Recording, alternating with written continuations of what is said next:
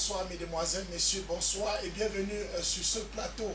Une dans la cité. Une dans la cité, c'est votre émission qui passe tous les jours, lundi, mardi, jeudi et vendredi. Une dans la cité et à la rencontre, à la recherche de la vérité. Une dans la cité, entre partout pour rechercher un peu la vérité. Alors aujourd'hui, nous avons trié certains panélistes, un juriste et un docteur des spirituels, bon, un docteur des âmes dans la ville. Et nous avons essayé, nous allons ensemble essayer de voir comment gérer ces vacances sans déviance, sans dérapage. Vous avez aussi constaté avec nous que pendant les vacances, c'est là où les jeunes apprennent à fumer.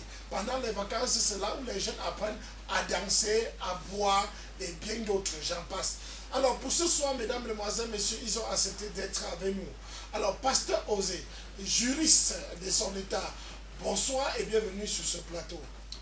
Merci, bonsoir professeur Enrico, bonsoir aussi à tous nos chers et précieux téléspectateurs. C'est un réel plaisir de vous retrouver encore ce soir sur cette émission Une heure dans la cité. Je vous invite à rester à notre compagnie afin qu'on puisse partager le plat du jour. Merci. Ok, merci beaucoup. Et ce soir encore, un docteur, celui-là qui s'occupe des âmes et celui-là qui, non seulement il est parent, il est père d'enfants, il est père de famille. Alors, il sait de quoi on parle ce soir, les déviances pendant les vacances. Bonsoir, Pasteur Nono Bertrand et bienvenue. Bonsoir professeur Rico, bonsoir aussi à tous ceux qui nous regardent à présent.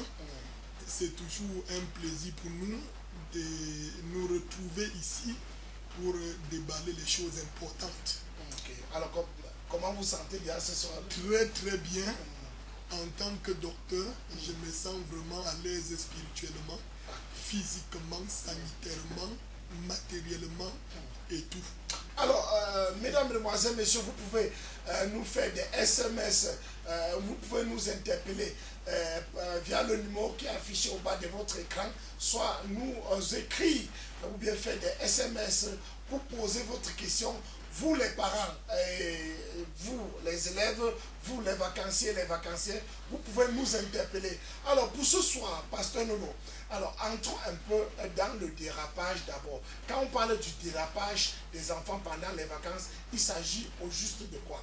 Voilà, quand on parle du dérapage, j'entends par là déraper, comme une voiture qui quitte l'axe et qui se retrouve dans la rigole. C'est ça le dérapage, c'est-à-dire que quitter le bon sens pour tomber, n'est-ce pas, dans...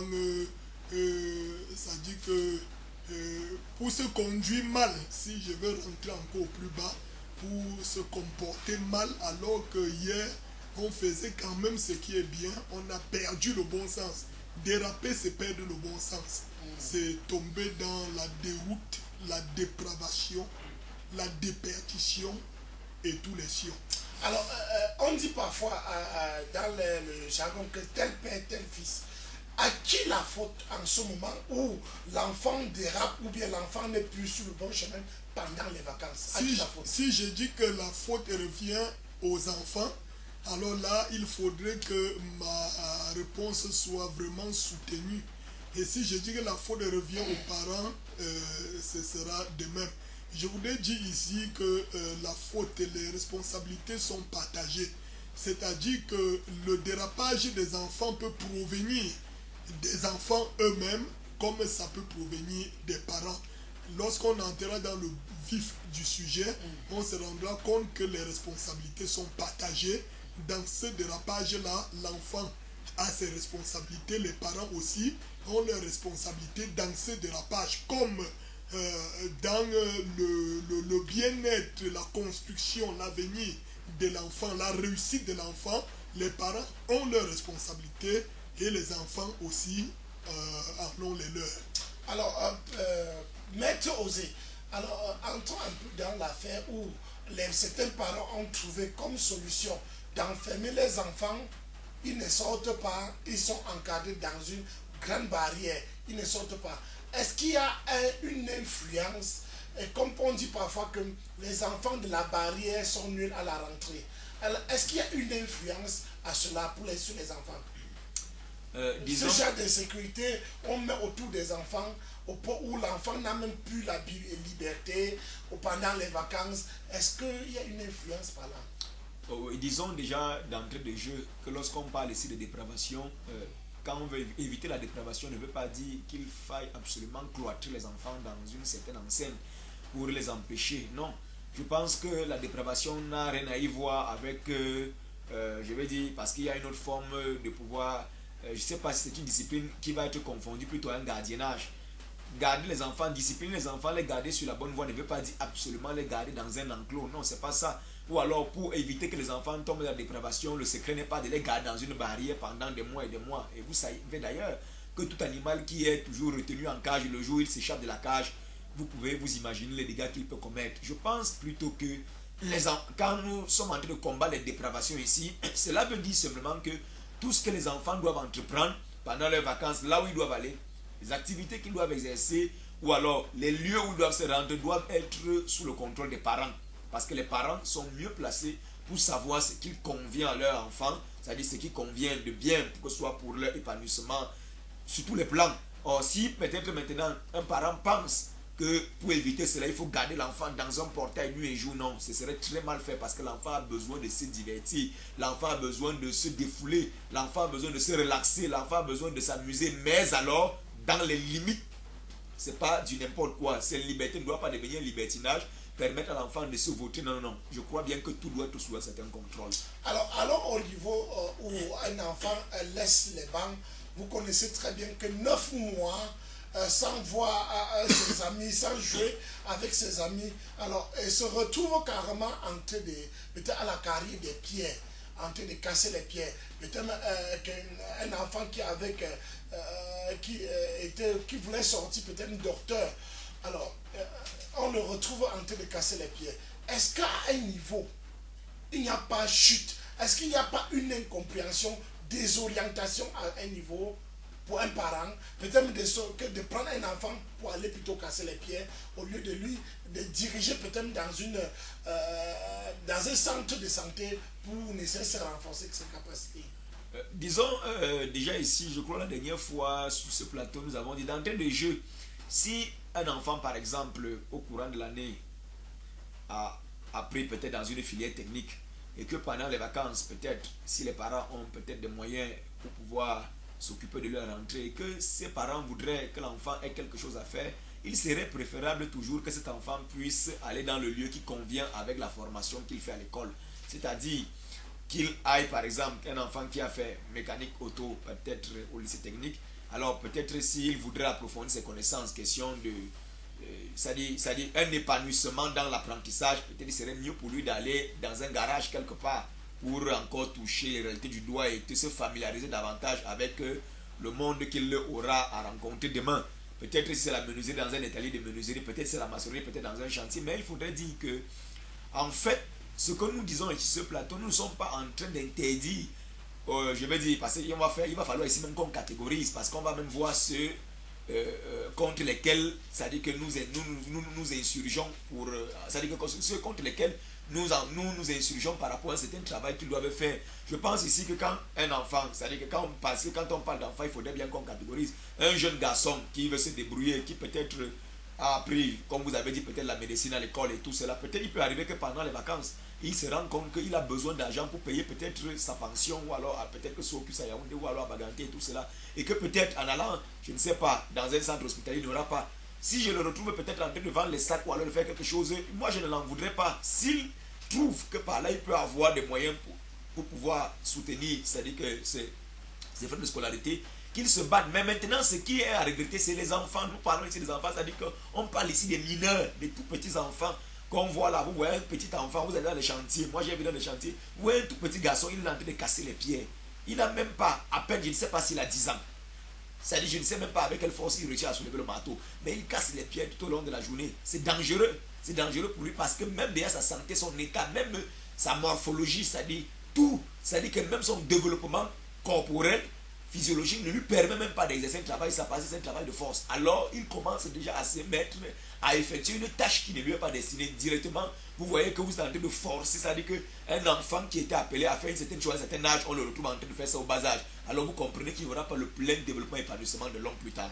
Donc c'est pourquoi nous disons, ce que nous sommes en train de condamner ici, là, c'est les enfants, les mineurs qui sont là. Mais un majeur, quand vous dites par exemple quelqu'un qui fait médecine, on suppose peut-être peut être en 5e année, peut-être en 4e année, 3e année, on suppose que c'est quelqu'un qui a 23 ans, 25 ans, je ne sais pas quel âge il peut avoir. Mais dans les vacances, s'il trouve que c'est à l'hôpital, beaucoup sont dans les campagnes de vaccination par exemple, il peut être en train de vacciner là contre l'hépatite, peut-être il pense à la fin ça pourra lui donner quelque chose. S'il se rend compte qu'il ne peut pas avoir quelque chose, c'est-à-dire un peu de gain là-bas pour le soutenir à la rentrée, quelle que soit l'activité qu'il exerce, si ça peut lui être rentable, alors moi je ne trouve pas de problème à ce niveau. Alors, que fait il y a un parent qui est en face d'un enfant qui a échoué les examens et que son élan, peut-être même pendant les 9 mois, n'était pas vraiment apprécié. Alors, comment gérer ce genre d'enfant pendant les vacances passées au niveau d'écran? Oui, il faut déjà dire que nous parlons de déviance pendant les vacances. Parce que là, déjà, avant de trouver, de chercher des solutions, disons déjà que cet enfant qui a échoué, il faut déjà chercher toutes les, c'est-à-dire que les raisons de son échec. Les raisons peuvent être tout simplement cette mauvaise orientation durant tout le moment qu'il a fait sur le banc à l'école. Les raisons peuvent être la distraction de la part de l'enfant. Les raisons peuvent être ce que les parents appellent aujourd'hui dorloter l'enfant, c'est-à-dire aimer l'enfant jusqu'au-delà de la limite de l'amour qu'on lui devait. Et alors ça peut mettre l'enfant dans un certain état. Et vous verrez donc que la déviance même de certains enfants commence même le jour de la proclamation des résultats pour leur départ en vacances. Vous allez voir des enfants qui, au cours même de la proclamation, dès qu'il a constaté que son nom a été lu parmi les échoués, et il commence à donner les coups de poing au professeur. Certains promettent à leur professeur, nous sommes les vacances. Si tu me vois en route, fuis, change de route. C'est ça déjà, la naissance même, alors la pleine manifestation d'une déviance qui a commencé depuis dans l'esprit de cet enfant. Et pourquoi est-ce qu'il était assis sur les bancs avec une telle chose dans le cœur? Ça dépend maintenant de l'éducation qu'il a reçue à la base. Je pense que beaucoup d'enfants sont ce qu'ils sont aujourd'hui à cause de ce que les parents ont voulu qu'ils soient. Beaucoup réussissent à cause de ce que les parents ont inculqué en eux, n'est-ce pas, l'esprit de la réussite. Beaucoup deviennent délinquants barbares à cause de ce qu'au sein de la famille, l'éducation à la base n'a pas été orientée vers les choses meilleures. Et l'enfant donc ne reflète que cette sale image qui est partie de la famille avec. Parfois on accuserait les enseignants et tout cela, mais sans ignorer que tout ce que l'enfant manifeste là vient d'abord de la famille, de ses origines.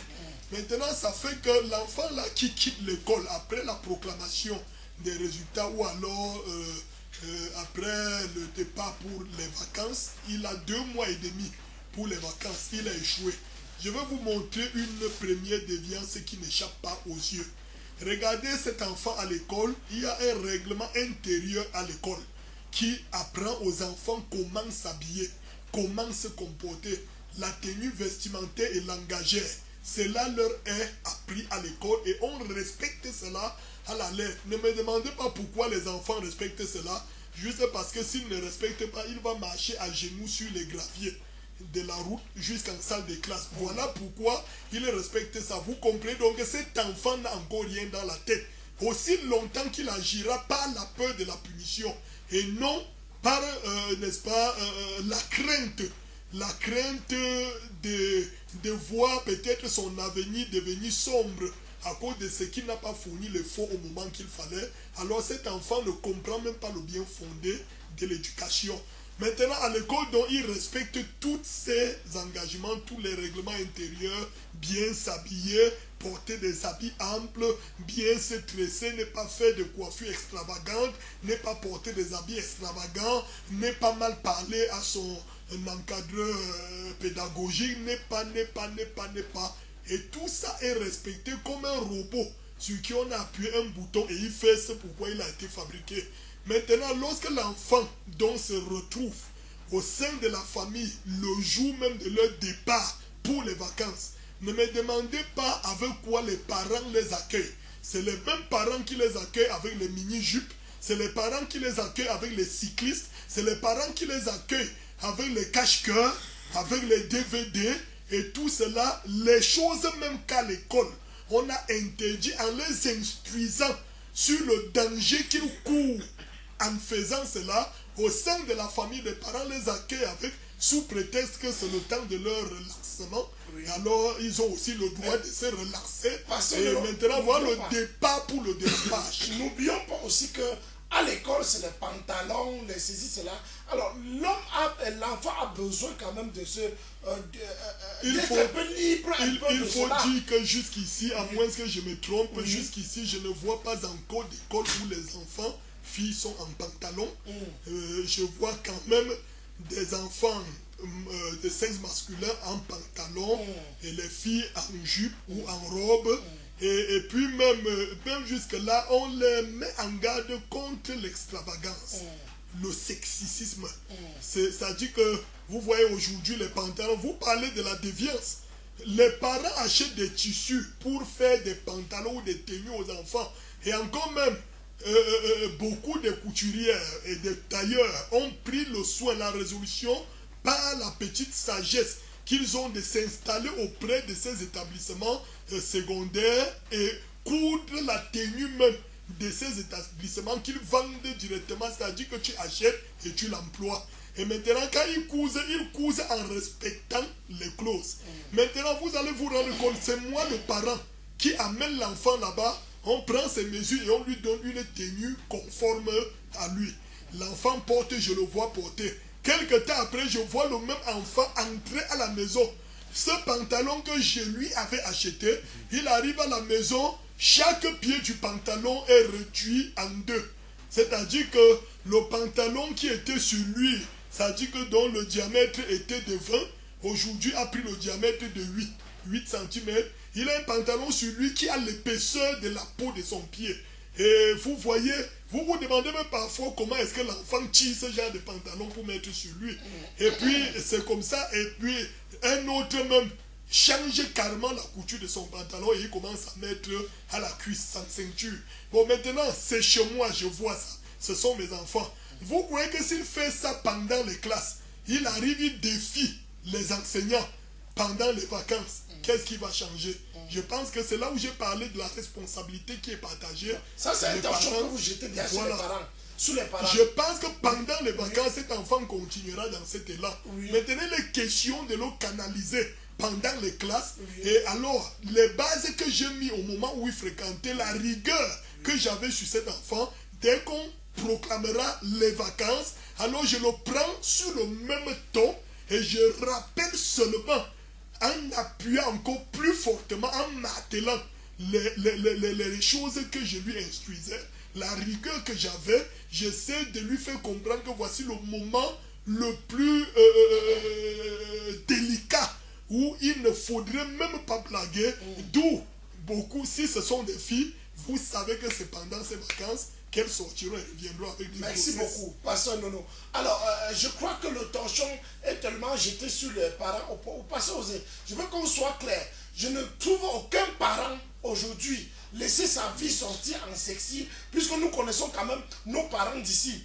Nous connaissons comment peut-être même ils sont orgueilleux. Donc ça dit, ils sont stricts dans leur... Je ne crois pas que le règlement intérieur de l'école est plus haut, est au-dessus de ce que le parent enseigne à la maison.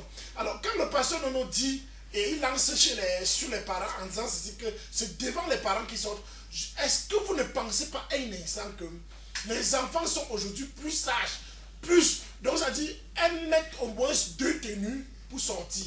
Et on les apprend, donc ça dit, on informe plutôt le père qu'on a vu ta fille à tel niveau comme ça. Comment jeter une telle responsabilité ou bien une telle faute sur les parents? Je voudrais dire que je ne vais pas totalement me détourner de la voie que le pasteur Nono vient d'emprunter tout à l'heure. Bien que lui, il parle sous cette casquette en tant que pasteur, en tant que parent, je parle également aussi en tant que juriste, mais nous pouvons nous entendre sur un certain nombre de choses. Et je voudrais dire que la délinquance parentale que nous avons aujourd'hui, je veux dire la délinquance juvénile que nous avons aujourd'hui, n'est que le résultat de la délinquance parentale. Parce qu'on s'indigne parfois d'un certain nombre de choses. Vous voyez, parfois qu'on n'accouche pas le cœur quand même. Je suis d'accord avec vous. Oui. Je suis d'accord. Mais il y a des on choses. Accouche l'enfant, mais on n'accouche pas le cœur. On accouche l'enfant, on n'accouche pas le cœur. Oui. Mais vous savez, oui. L'enfant c'est quoi? L'homme est ce que la société veut qu'il devienne. L'enfant grandit dans une atmosphère. Et c'est l'atmosphère dans laquelle on grandit. À partir de l'atmosphère, on devient ce qu'on veut. Votre enfant devient ce que vous voulez qu'il soit. Parce que si vous mettez un enfant au monde et que vous le laissez grandir dans une atmosphère où de querelles, de bagarres et tout cela, vous pouvez être sûr qu'il sera un bagarreur demain, qu'il sera un gueulard demain, qu'il sera un soulard demain, selon l'atmosphère. L'enfant est une feuille de format vierge et c'est vous qui écrivez ce que vous voulez là-dessus. C'est la raison pour laquelle je pense que le pasteur est mieux placé, mais je sais qu'il y a un texte biblique quand même qui dit qu'instruire l'enfant selon la voie qu'il doit suivre et quand il sera grand, il ne s'en détournera pas. Et moi je dis ici que l'éducation à la maison, d'ailleurs les enseignants ne nous démentiront pas, je crois que les enseignants le savent et que tout le monde le sait. Vous allez voir, dans tout ce qu'on veut faire, on dit toujours c'est la collaboration entre les parents et les élèves. Et je veux dire, et les enseignants qui peuvent aider à éduquer les enfants. Vous voyez, dans les lycées, les collèges, on a quoi? On a l'APE, une association des parents d'élèves. Ça veut dire de temps en temps, il y a toujours des rencontres entre les parents et l'équipe dirigeante de ces établissements. Pour faire quoi? Pour essayer de synchroniser, de voir quelles sont les mesures qu'ils peuvent mettre ensemble pour pouvoir aider les enfants. Pourquoi? Parce qu'on sait que l'enseignant est à l'école, il fait une partie, et le parent est à la maison pour faire une autre partie. Alors, si l'enseignant et le parent combinent leurs efforts, alors on peut redresser l'enfant. Maintenant, comme le pasteur le disait tout à l'heure, si à la maison, pendant que le règlement intérieur d'une école défend telle chose, le parent plutôt est celui qui donne cela à l'enfant. Mais vous attendez à quoi? Si on dit un enfant ne doit pas apporter le téléphone à l'école, le parent est le premier à acheter le téléphone et donner à l'enfant.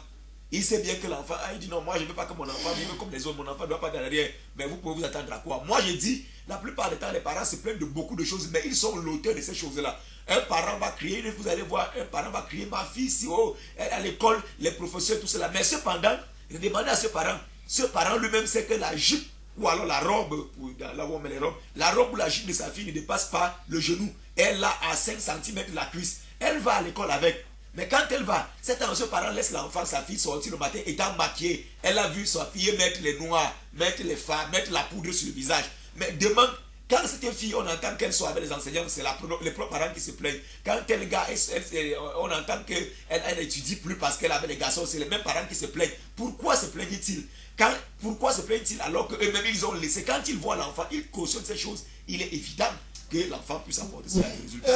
Revenons un peu chez nous à l'ouest du pays où carrément une lettre a circulé dans la ville de Bamsam interdisant les enfants de 14 ans dehors.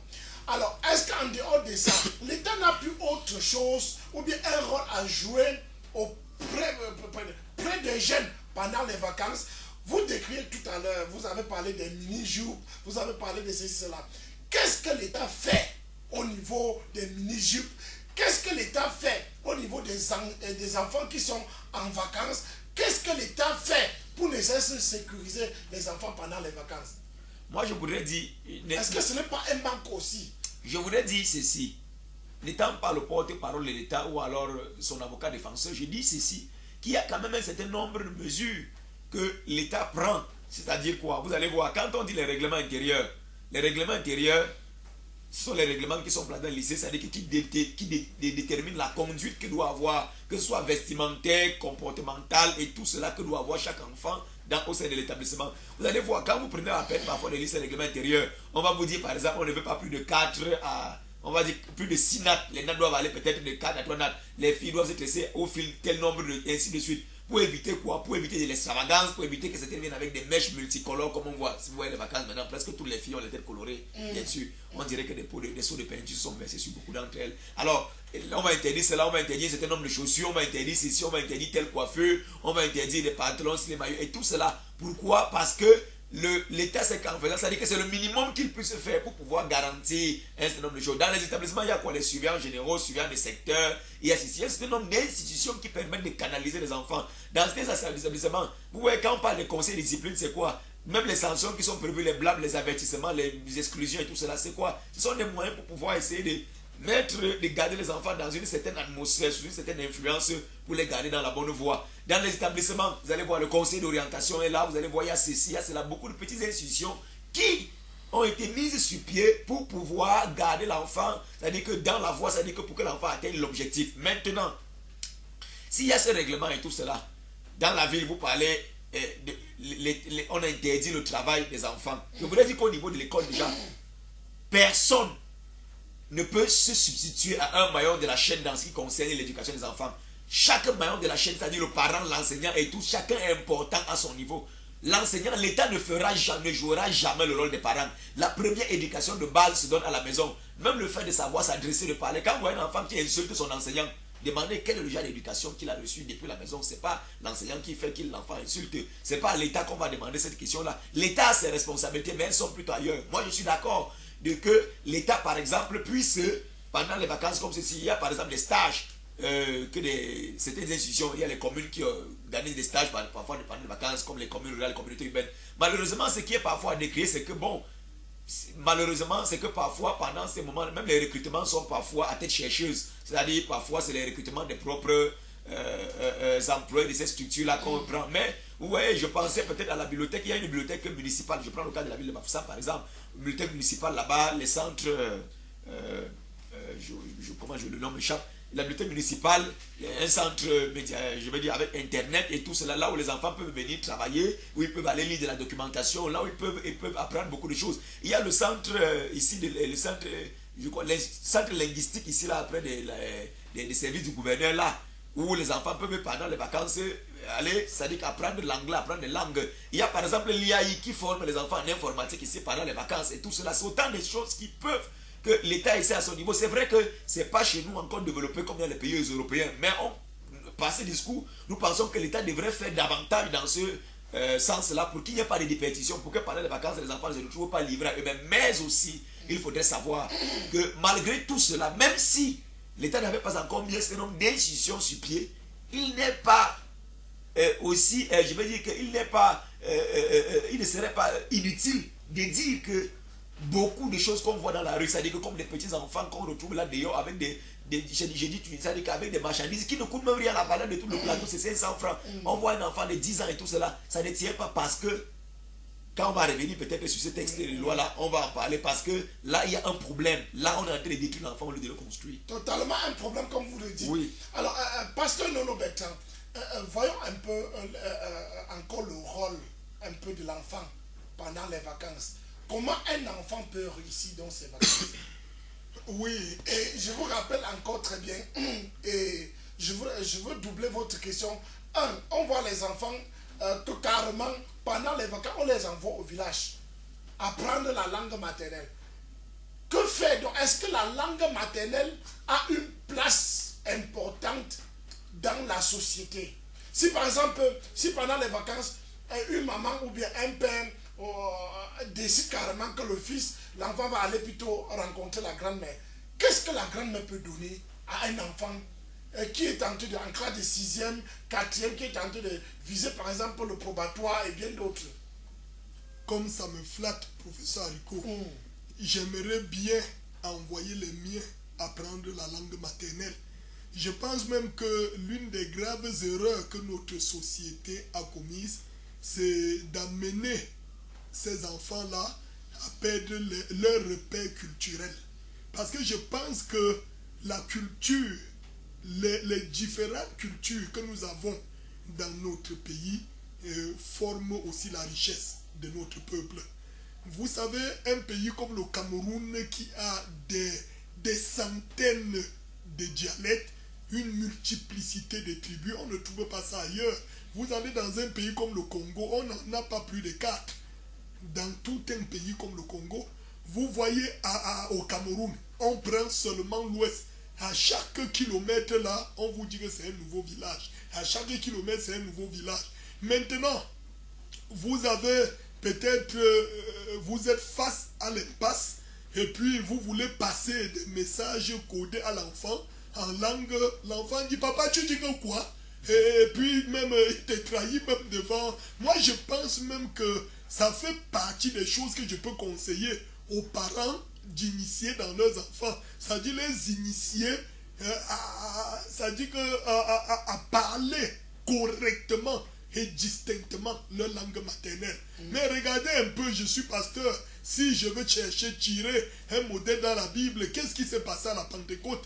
La Bible dit qu'alors que le Saint-Esprit était descendu et que tous ces gens parlaient dans une langue, n'est-ce pas, qui, en tout cas apparemment, c'était une langue étrange. Mais la Bible dit que tous ceux qui étaient là, venant de partout sous les cieux, se sont exclamés en disant, mais ces gens-ci ne sont-ils pas tous galiléens? Comment les entendons-nous parler dans notre propre langue maternelle? Imaginez-vous que cet enfant, si on avait passé la vie à lui faire connaître seulement la langue officielle de son pays, en tout cas je ne veux pas parler de la langue colonisatrice, parce que c'est un peu de ça qu'il est question. Le Cameroun, l'anglais, le français. Même dans chaque maison, les enfants sont anglais et français. Et dans chaque village, les enfants sont anglais et français. Un enfant qui quitte carrément l'école, il arrive au village, il ne peut plus converser avec la grand-mère. Le grand-père parle pour lui, c'est comme si le grand-père est fou. Et puis même, lui de son côté, il parle, le grand-père croit que l'enfant l'a insulté. Je pense même que c'est un défaut. Je pense que c'est une chose à ne pas négliger. Je pense que si pendant les vacances, un parent décide même seulement d'envoyer les enfants pour quelques semaines, les initier à parler la langue, pour moi, je trouve ça important. Je trouve que c'est complémentaire à la formation de cet enfant-là. Maintenant, pour cet enfant qui fréquente les vacances, viennent d'être déclarées, je crois que il y a aussi question d'orientation dans la vie de l'enfant. Quand un enfant, peu importe son intelligence, son savoir, s'il a une mauvaise orientation, il jette tout son savoir dans la corbeille. Vous savez, un enfant qui peut-être est à l'école, vous allez voir même que ce qu'ils appellent professeurs titulaires, ce sont des hommes qui ont une certaine responsabilité sur la vie scolaire de cet enfant. Ça fait que même pendant que l'enfant est à l'école avec eux, on voit de quel côté l'enfant brille le plus. On voit là où il est plus compétent. On voit là où il est plus éveillé. Mais il fait presque tout. Il est polyvalent dans les matières qu'il reçoit. Mais parmi ces matières-là, il y a certaines matières où l'enfant sort de l'ordinaire, où il brille beaucoup plus, où son étoile essaye de se démontrer plus.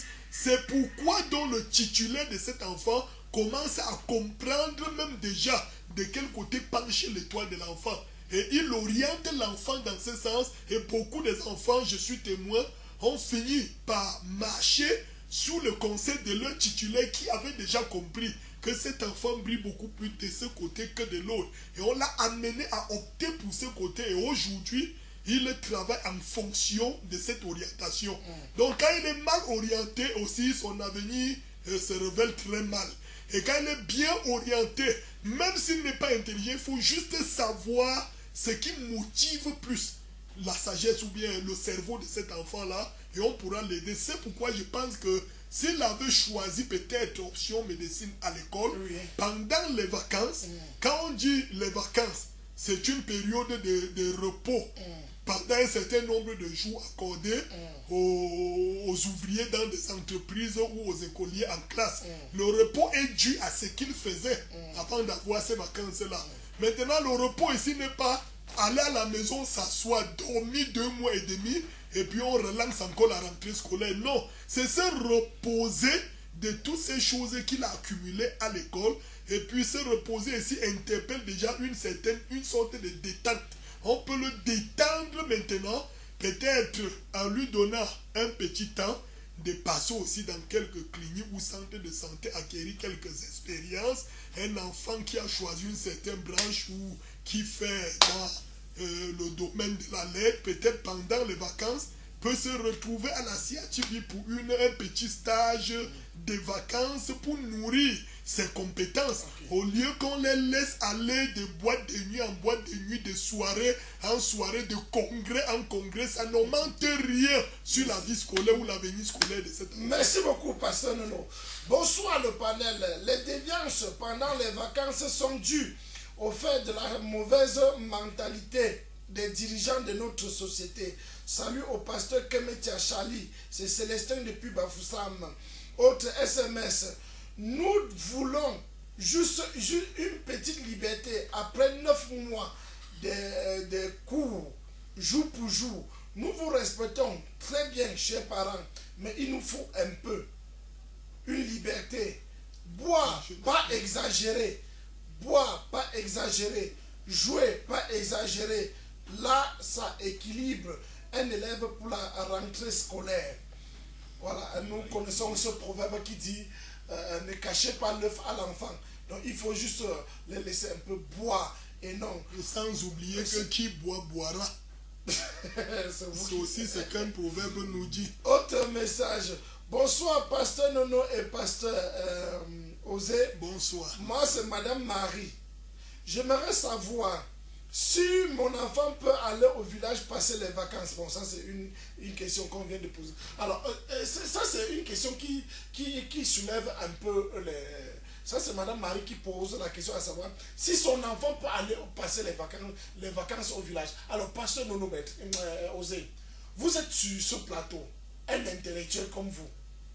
Je ne vous vois pas vous exprimer en votre langue maternelle, alors que nous connaissons très bien que le Cameroun n'a que 2 langues officielles. Il s'agit le français et l'anglais. Pourquoi ne pas envoyer peut-être l'enfant qui veut apprendre, qui est en saison anglophone, dans les zones anglophones, pour apprendre mieux, donc ça dit pour apprendre mieux l'anglais, ou bien dans ailleurs même que l'enfant peut se développer en français. Alors, le patois, parce que nous vient de dire quelque chose qui, par exemple, peut essayer un peu de troubler même les enfants à la maison, tout en disant que il faut juste un petit patois pour jongler les gens un peu en ville. Ça ne tient pas debout, ça. Moi, je pense plutôt que ça tient très bien debout. Parce que je voudrais vous dire une chose. Vous dites bien aller apprendre l'anglais. Oui. Les enfants, on leur apprend l'anglais à l'école. On leur apprend aussi le français, l'histoire, la géographie et toutes les autres choses.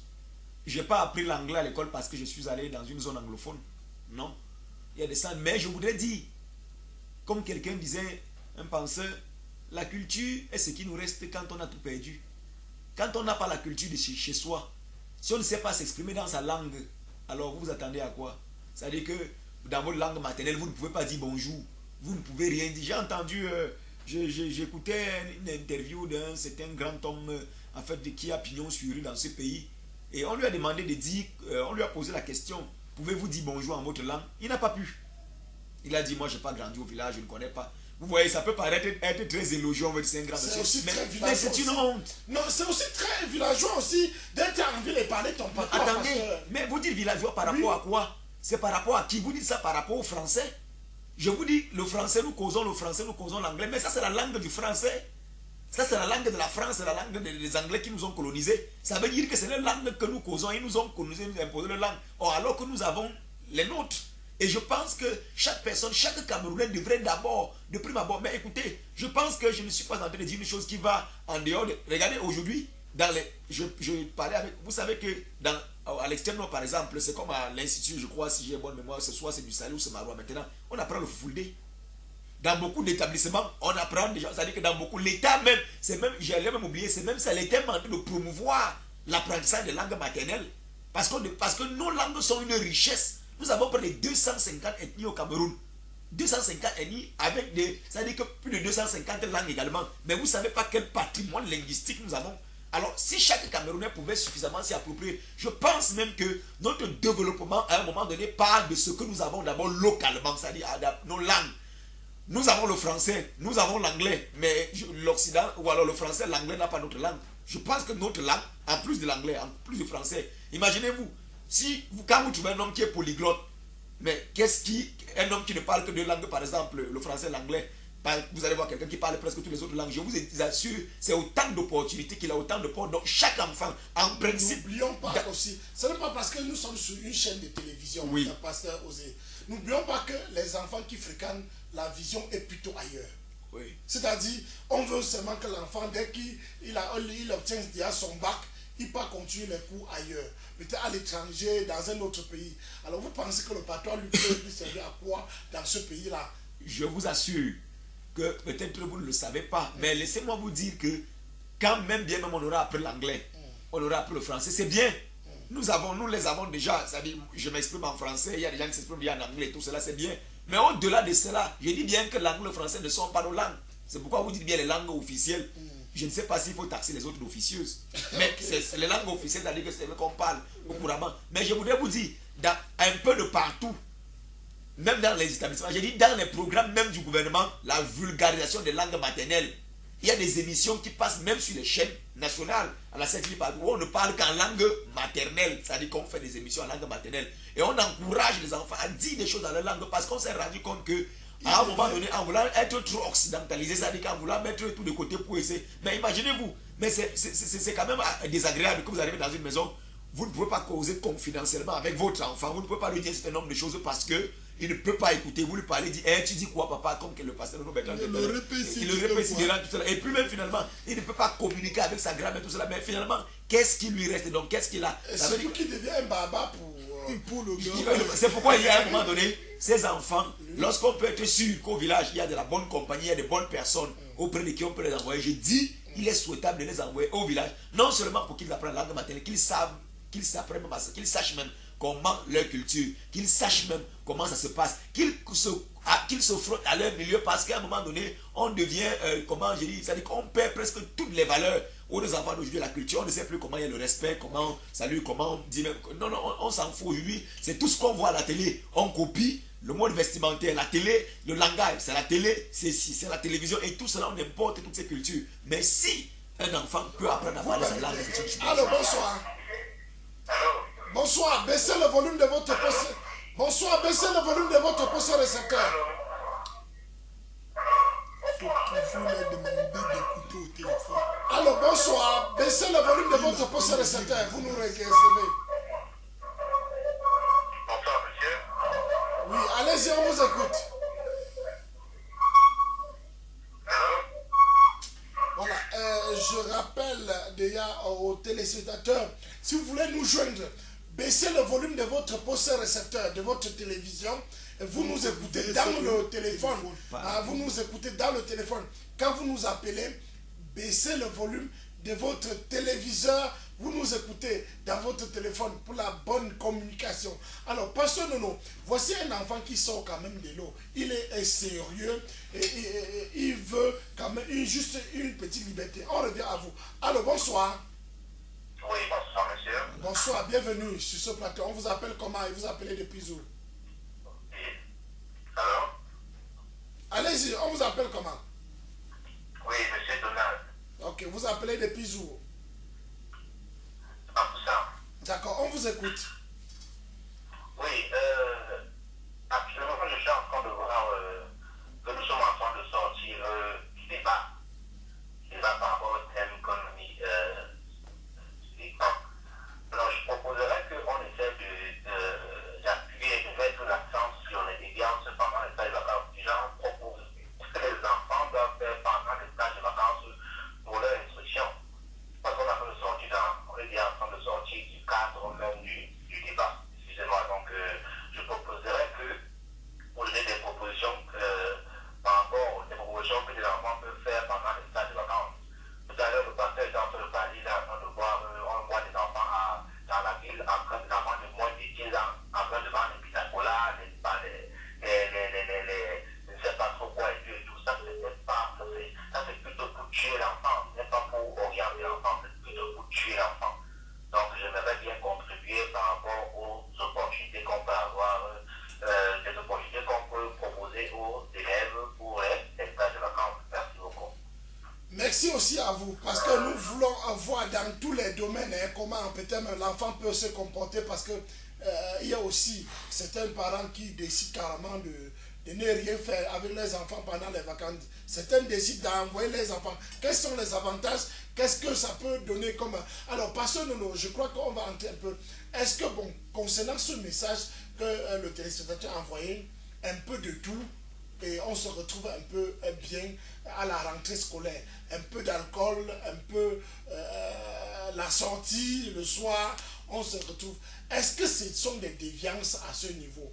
Est-ce qu'un enfant qui a qui était dans son cahier durant des mois et qui a bravé des bonnes notes à l'école n'a pas besoin un peu de se défouler, un peu de musique, un peu d'alcool, un peu pour s'en sortir à la rentrée scolaire.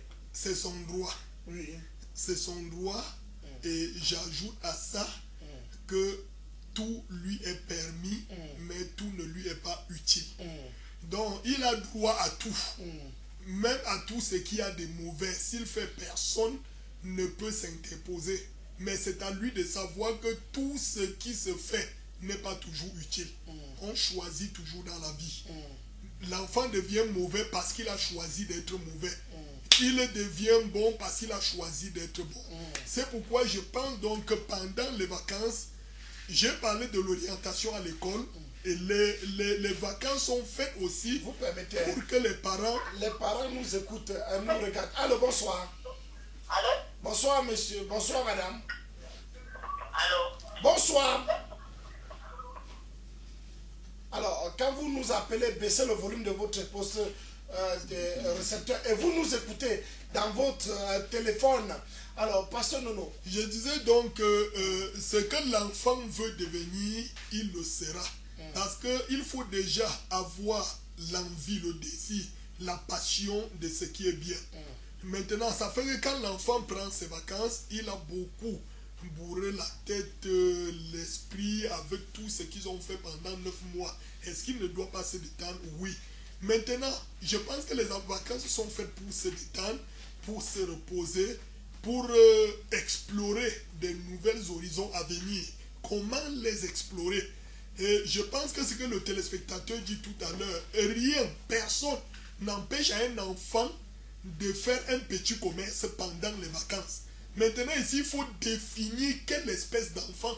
Moi, jusqu'à présent, je dis, je suis contre le fait de rencontrer un enfant de 8 ans en route avec un plateau d'arachide sur sa tête, ou la cola sur sa tête en train d'aller vendre. Oui. On peut aider cet enfant autrement que de le lancer en route de cette manière. Nous allons beau dire que c'est pour qu'il prépare sa rentrée scolaire. Oui. Comprenons premièrement que la rentrée scolaire de l'enfant, c'est notre responsabilité. Et puis si nous voulons voir l'enfant vendre, je crois que c'est parce qu'on veut former en lui des bonnes choses. Mais il faut même déjà juger l'âge de cet enfant, ce qu'on veut qu'il fasse. Et on ne lance pas les enfants n'importe comment. Si je rencontre un enfant de 17 ans en route avec son gros plateau sur sa tête, où est le problème? Moi, je l'encouragerai. Je lui dirai d'aller de l'avant. Ils en ont besoin. Mais un enfant de 8 ans, ce n'est pas sérieux.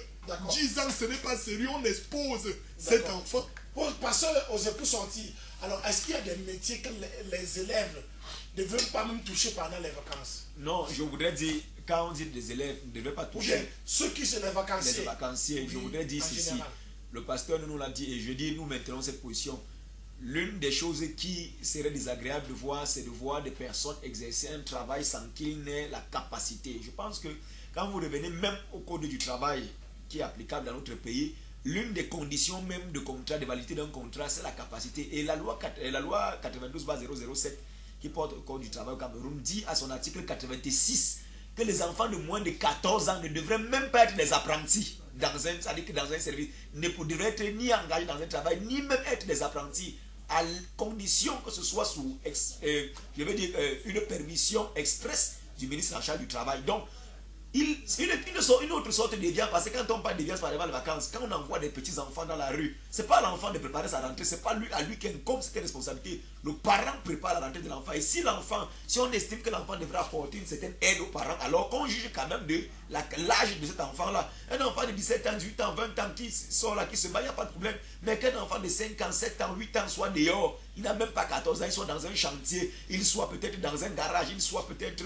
quelque part dans la rue, alors ça ne tient pas. On devrait revoir ces choses-là. Et comme le téléspectateur le disait, on devrait voir dans quelle manière peut-être le mettre dans un centre où il va apprendre peut-être l'anglais, un peu d'informatique, mais pourvu qu'il soit dans un domaine où sa propre santé et sa propre personne sont sous protection. Le laisser en pâture comme ça, c'est même là où il va tomber dans les déviances, c'est là où il va toucher à l'alcool, à la cigarette et un peu de tout. Et là, au lieu qu'il soit cadré pendant les vacances, il sera plutôt dévié. D'accord. Alors, un mot à l'endroit des vacanciers qui vous regardent, pasteur de... Oui, un mot à l'endroit des vacanciers. Oui. Je veux tout simplement dire Tepe, Mepe, Momo, Ndugambi Pgawa, Nga, Mbe Wolo Menechia, Njenge, la toye bratsenye peken nkengo ou la tep tundege pe toye pra doctor tunye kwa yipon gwon le kelo une chewa une makwo cheni nche pa suonge wula pe pe me shiche lo fo ane pe toye bratsenye to wu mo menjui yuli me shiene nkwo ba mbwa mba pa mengom nyombu ku po suonge nza jinchi nome yo kama nkunyo me shi nkunyo bi nzo ejenga ponju tambi nzo pu longom nyombi pu u pe so ju shinga tenju ndanga yemeli fo ponju li nzo mongom nyombu u ma kwa nchenyi bien kwa munje sikan shuo temba nyo shwe ye kan jipapo. Je voudrais conseiller à tous nos jeunes dans la société, nos familles, de respecter vraiment les règles de la vie. Okay. C'est de là que Dieu nous procurera l'avenir dont nous avons besoin. Merci beaucoup, pasteur Denos. J'espère que ce n'est pas un défi que vous lancez d'hier à l'ouest du pays. Je vis ce que je prêche. Merci beaucoup. On va retourner l'antenne au studio 2 qui est déjà calé de l'autre côté. Juste après nous, vous allez voir, vous allez écouter ou bien regarder l'émission. Je veux voir, bref, je veux voir Jésus. Voilà. Fais-moi voir Jésus. Si le studio 2 est déjà calé, déjà de l'autre côté, c'est un programme de 90 jours de jeûne. On veut à tout prix voir Jésus et c'est ça la détermination d'un chrétien. 90 jours pour voir Jésus. Alors, de l'autre côté, ne quittez pas. Juste après nous, vous allez voir Jésus. Bref, vous allez suivre le programme. Je veux voir Jésus. Shalom à vous.